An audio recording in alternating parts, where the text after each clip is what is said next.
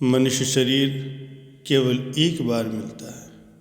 ये शरीर हमें परमात्मा की भक्ति के लिए मिला है, किंतु इंसान ये सब कुछ भूलकर अपने उद्देश्य से विमुख होकर के धन, मान, बड़ाई और सुख सुविधाओं और नाशवान पदार्थों की प्राप्ति में ही इस अनमोल निधि का दुरुपयोग करने लगता है और इसीलिए इसने 84 लाख योनियां भोगकर नरक में जाने की तैयारी कर ली।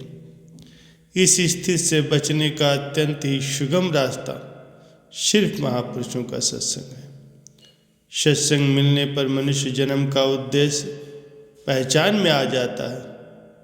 तब भी भूला भटका मानव परमात्मा की प्राप्ति की मार्ग पर बढ़ता है और सांसारिक उलझनों को सुलझाने के लिए भी सत्संग परम आवश्यक है। प्यारे सज्जनों, ये बात उन्हीं लोगों की समझ में आ सकती है जो श्रद्धा और प्रेम के साथ नित्य ही सत्संग और पूजा पाठ इत्यादि करते हैं। पहले तो संसार में ऐसे महापुरुष हैं ही बहुत कम और फिर उनका मिलना बहुत ही दुर्लभ है और मिल जाए तो उनको पहचानना और भी मुश्किल है। यदि ऐसे महापुरुषों को किसी प्रकार से मिलना तय हो जाए तो उसे अपने भाव के अनुसार लाभ अवश्य ही प्राप्त होता है, क्योंकि उनका मिलना आमोघ है।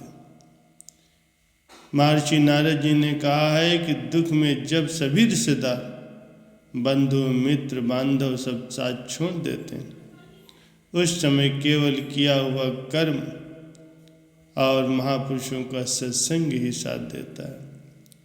सत्संग में बैठने और सुनने से ज्ञान की प्राप्ति होती है और मन को शांति मिलती है। प्रभु के दर्शन हो जाने संभव हो जाते हैं। जहाँ सत्संग होता है वहाँ प्रभु स्वयं ही विद्यमान रहते हैं। जो मनुष्य नियमित रूप से सत्संग में जाता है और शुद्ध मन से सत्संग श्रवण करता है, फिर उसे हर हाल में खुश रहने की विद्या आ जाती है। सत्संग से कुछ भी नुकसान नहीं है, सिर्फ लाभ ही लाभ है। नुकसान तो सत्संग में न जाने से ही होता है। सत्संग के बिना कुछ भी उन्नति नहीं होती और बुरी संगत में जाने से बिना कुछ किए ही पतन हो जाता है। बड़े बड़े महान कार्य करने के लिए विशेष शक्ति चाहिए और शक्ति का आधार है संयम, और संयम सच्चे सत्संग से ही प्राप्त हो सकता है। वो सब कुछ भगवान की विशेष कृपा होने पर ही प्राप्त होता है। एक बार परम संत तुलसीदास जी से किसी ने पूछा, कभी कभी भक्ति करने को मन नहीं करता, फिर भी नाम जपने के लिए बैठ जाते हैं, तो क्या उसका भी कोई फल मिलता है? तुलसीदास जी ने मुस्कुरा करके जवाब दिया, तुलसी मेरे राम को रीझ भयो या खीज, भौम पड़ा जामे सभी उल्टा सीधा बीज। अर्थात भूमि में जब बीज बोए जाते हैं तो ये नहीं देखा जाता कि बीज उल्टे पड़े हैं या सीधे, पर फिर भी कालांतर में वो सभी बीज उगाते हैं, फसल बन जाती है। इसी प्रकार नाम सिमरन कैसे भी किया जाए, उसके सिमरन का फल अवश्य ही मिलता है। प्यारे सज्जनों, वृक्ष कभी इस बात पर दुखी नहीं होता कि उसने कितने फूलों को खो दिया। वो सदैव नए पुष्प के सृजन में ही व्यस्त रहता है। जीवन में कितना कुछ खो गया, इस पीड़ा को भूल कर कि नया क्या कर सकते हैं, इसी में जीवन की सार्थकता है। प्यारे सज्जनों, मन आपका मित्र भी है और शत्रु भी, इसलिए पहले मन को पहचानो। जीवन में जो भी सुख या दुख आपने पाया है वो सब आपके कर्मों का ही फल है, और वर्तमान जीवन में कष्ट हमारे पाप कर्मों के ही प्रतिफल है। प्यारे सज्जनों, जो जैसा कर्म करता है उसको वैसा ही फल मिलता है।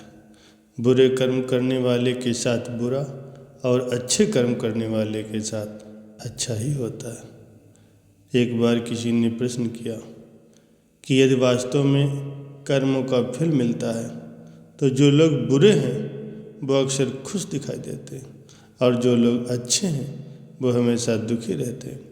बुरे लोग दूसरों के साथ गलत करके, उन्हें तंग करके, उन्हें परेशान करने के बाद भी वो खुश रहते हैं और अच्छे लोग दूसरों के साथ भला करके भी दुखी रहते हैं, परेशान रहते हैं।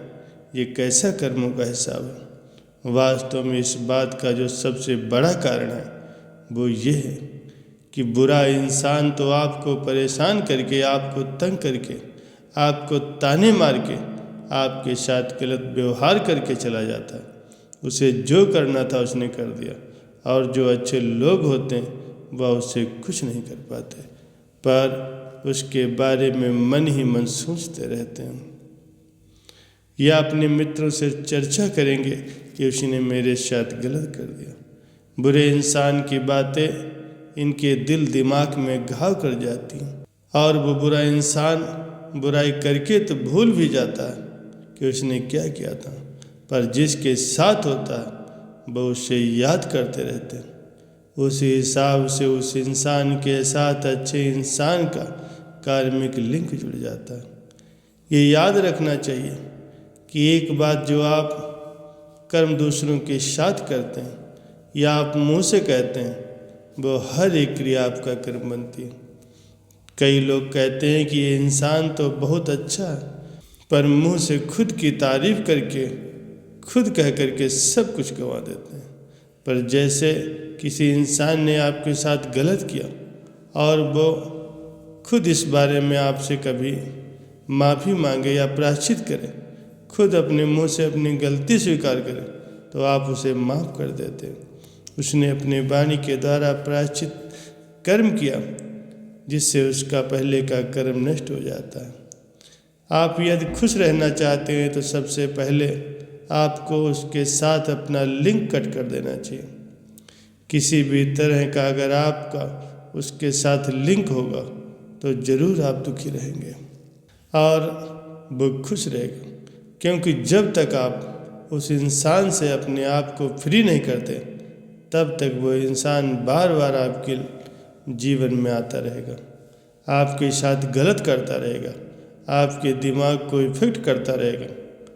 आप अपने दिमाग को इतनी आज़ादी मत दीजिए कि वह उन्हीं बातों को बार बार याद करे, बार बार सोचे जो आपको दुखी करती हैं। आप उन बातों को सोचें जो आपकी ज़िंदगी में आपको आगे बढ़ने के लिए ले जाए, जिससे आपके जीवन में तरक्की आए, आपका जीवन सुखमय बने।